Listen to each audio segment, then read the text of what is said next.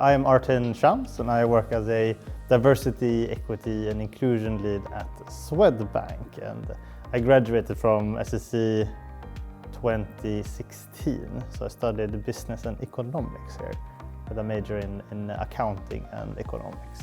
I remember I had so much fun here, but there was also so much anxiety around not just exams, but it's about what should my next job be, what job should I have, is to cut myself a little bit more slack. You don't need to make the right choice the first thing you do. Pick something that you feel is good or okay, and just do a good job and things will settle. Most things will be about opportunity and a little bit around luck. So just work hard and do what you can, but don't feel too much pressure on making the right choice immediately. So give yourself some credit. You're doing good. I think one of the key things will be and will be more around empathy and both emotional and cultural intelligence in that sense. And now we see, with the rise of AI, things are being automated. A lot of the tasks we can outsource to an algorithm. So then to also reflect on what's actually left. It is a lot around the human relationship and the relationship building. So I think these skills will become even more important when it comes to human. And for us, we have set 3 things that we believe that is important for a leader, which is around inspiration, it's around building trust, and it's about also showing courage in that leadership. So I think that still stands today and in the future. I think it's good to challenge organizations. That was also one of my key criticism why I didn't want to work in banking initially.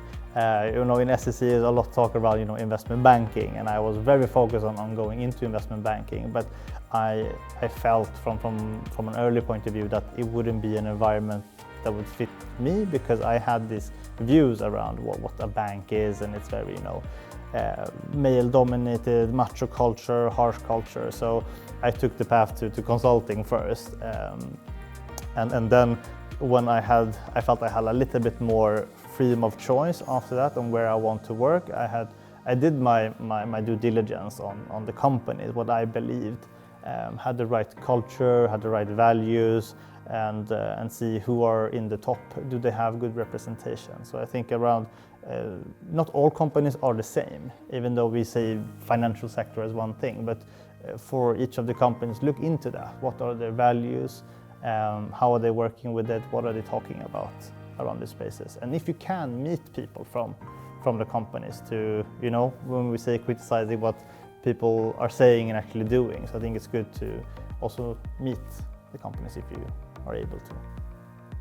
I think that has changed slightly since I started this job. I think for the past couple of months we have seen a massive pushback, specifically on DEI post the US election. So I think it's a lot around parrying that type of wave that is coming. Yes, it's on the side of the Atlantic, but it does have rippling effect, and it really makes us to really understand why we are working with these topics, what is the narrative, what is the facts behind it, and to really double down on that. So that has been both opportunity and a challenge in that way, to see how we parry that. So that's kind of the recent challenge, I would say. But in general, when it comes to this work, it is so broad. So not to lose focus, but also to be quite diligent on what change we actually want to implement. And specifically for a company like Swedbank, we have 18,000 employees. How do we create scale is quite challenging, and we are operating in 4 different markets with 4 different societies. So that is also a challenge on how to balance, to adapt it also to each of the markets as well.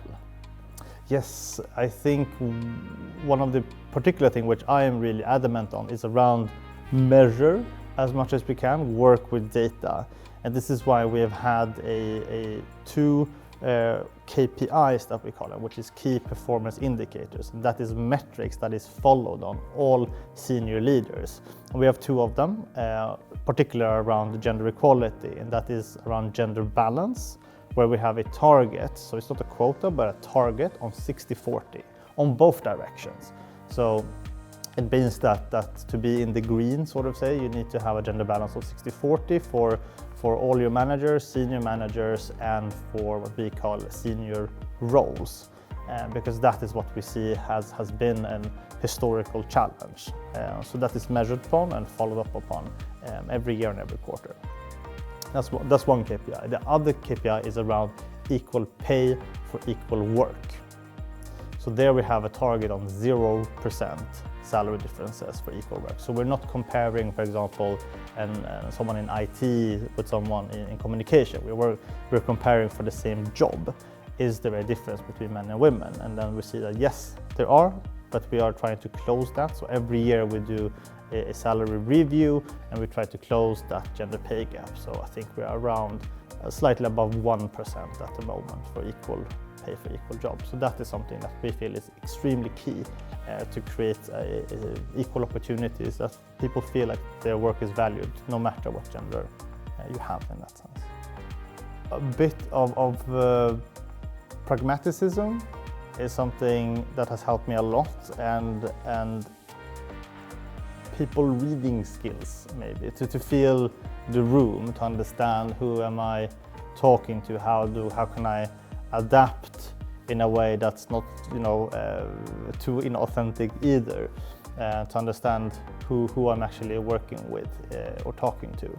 Because that was actually one of my biggest realization coming into the workplace, because in academia it's around having the right answer in the essay, being very smart and having read upon it. It's a lot around knowledge. But in the workplace, that is of course important, but I would say that communication skill, people relationship is way more important. It's not always the smartest person that gets the promotion. It's the one who can get things done and is good with people, build relationship, and be able to drive change. That is, I think, a big realization, that work on people skills and communication skills is extremely key.